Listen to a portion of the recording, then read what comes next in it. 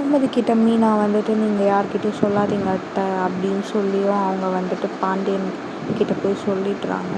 பாண்டியன் அதை வச்சு ரொம்ப கோவப்பட்டு செந்தில் லஞ்சம் வாங்கினாரு அப்படி சொல்லிட்டு செந்திலை போட்டு ரொம்ப திட்டி அடிச்சிடுறாரு. மீனாவுக்கு ரொம்ப ஷாக்காக இருக்குது. நம்ம அத்தைக்கிட்ட சொல்ல வேணாம் தானே சொல்லணும், ஏன் இவங்க எல்லாருக்கிட்டையும் சொல்லிட்டாங்க அப்படின்னு சொல்லி ரொம்ப கஷ்டப்படுறாங்க.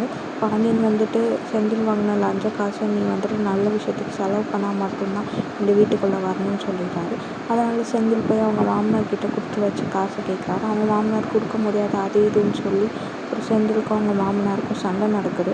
சண்டை போட்டு அந்த காசை வாங்கிட்டு வந்து செந்திலும் கதிரும் போய் அந்த காசை நல்ல விஷயத்துக்காக ஒரு பாட்டி காசெல்லாம் வர்றாங்க அவங்களுக்கு கொடுத்துட்டு ஒரு பொண்ணு படிப்பு விஷயத்துக்கு செலவு பண்ணிவிட்டு வீட்டுக்கு வராங்க.